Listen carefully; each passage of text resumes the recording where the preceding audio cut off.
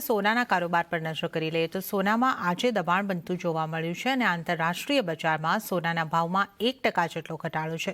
સોનાના ભાવ 2650ની પણ નીચે સરકતા દેખાયા છે. 2624 સુધી આપણે પહોંચતા જોઈ રહ્યા છે. MCX પર ગોલ્ડની જો આપણે અહીં આગળથી વાત કરી લઈએ તો 75,643 ઉપર એટલે 1% આસપાસ અહીંયાથી પણ ઘટાડો. તો અહીંયા આગળથી ખાસ ઉલ્લેખનીય છે કે ગયા સપ્તાહે ડોલર ઇન્ડેક્સમાં નીચલા સ્તરે પહોંચ્યો હતો, જ્યાંથી એક રિકવરી આવી, જેનાથી પણ સોનાની અંદર દબાણ બનતું દેખાયું છે. રવિજી, સોનાની ચાલ હવે આગળ આપને કઈ રીતની લાગે છે? નવેમ્બર મહિનામાં લગભગ 3% જેટલું સોનાની અંદર દબાણ દેખાયું છે અને આ સપ્તાહની શરૂઆત પણ દબાણ સાથે થઈ છે.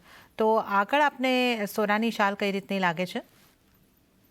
ડેફિનેટલી સોનું છે થોડું પ્રેશરમાં જ રહેશે જ્યાં સુધી જાન્યુઆરીમાં પોલિસીનું અનાવરણ ન થાય યુએસ કે આગળ ક્રિપ્ટો રિલેટેડ કે અધર જે યુએસ ઇકોનોમી રિલેટેડ એ લોકો શું ચર્ચા કરે છે.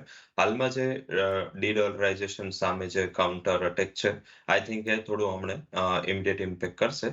અને ડિસ્પાઇટ કે સિરિયાનું જે જીઓપોલિટિકલ રિસ્ક છે સાથે સંધિ છતાં અત્યારે લેબનાન અને મીન્સ કે ઇઝરાયલ વચ્ચે જે કન્સર્ન્સ ચાલી રહ્યા છે, રશિયા યુક્રેન પર સ્થિતિ થોડી ખરાબ છે.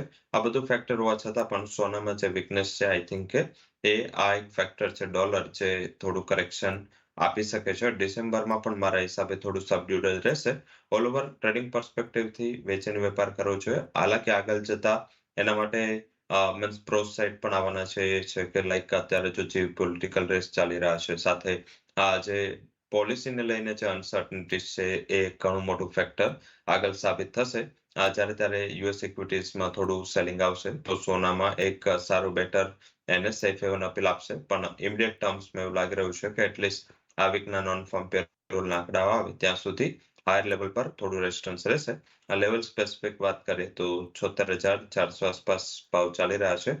વેચીને વેપાર કરવો જોઈએ.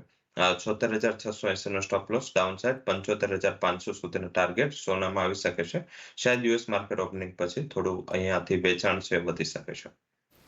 ઓકે, તો સોનામાં સેલ તરફ રહેવાની સલાહ છે. યુએસ માર્કેટ ઓપનિંગ થયા બાદ હજી આપણને કિંમતો નીચે જતી દેખાઈ શકે છે. તો સેલ કરીને ચાલો 76,400ની આસપાસ, 76,680નો સ્ટોપલેસ અને નીચેની તરફ 75,500 સુધીના ટાર્ગેટ સોનાની અંદર બનતા દેખાઈ શકે છે.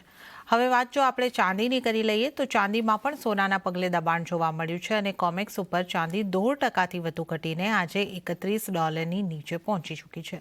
MCX ઉપર પણ હજી આપણે જોઈએ તો એક દબાણ તરફનો કારોબાર જ આપણને થતો દેખાઈ રહ્યો છે. રવિજી, કઈ રીતે તમે જોઈ રહ્યા છો ચાંદીમાં પણ આજે દબાણ દેખાઈ રહ્યું છે?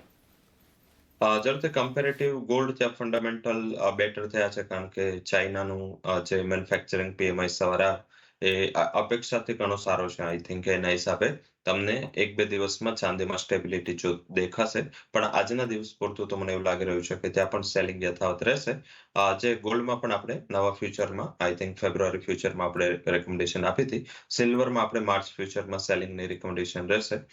જે સિલ્વર છે એ વેચીને વેપાર કરો 90,400 આસપાસ, 90,870ના એક સ્ટોપ લોસ છે અને ડાઉન સાઇડ જે ટાર્ગેટ છે એ 89,400નો રહેશે. 89,000 જે લોકો શોર્ટ ટર્મ માટે વિચાર રહ્યા હોય એના માટે એક બેટર એન્ટ્રી લેવલ છે.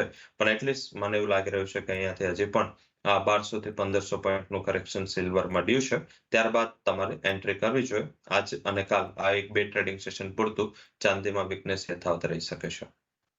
ઓકે, તો ચાંદીના માર્ચ કોન્ટ્રાક્ટમાં અહીં આગળથી વેચીને ચાલવાની સલાહ બનતી દેખાઈ રહી છે. માર્ચ કોન્ટ્રાક્ટ અત્યારે 90,085 ઉપર 1.23%ના દબાણ સાથે દેખાઈ રહ્યો છે. ત્યાં વેચીને કારોબાર કરો. 90,400ની આસપાસથી વેચો. 89,400ના ટાર્ગેટ અહીં આગળથી બનતા દેખાઈ શકે છે. 90,870નો સ્ટોપ લોસ.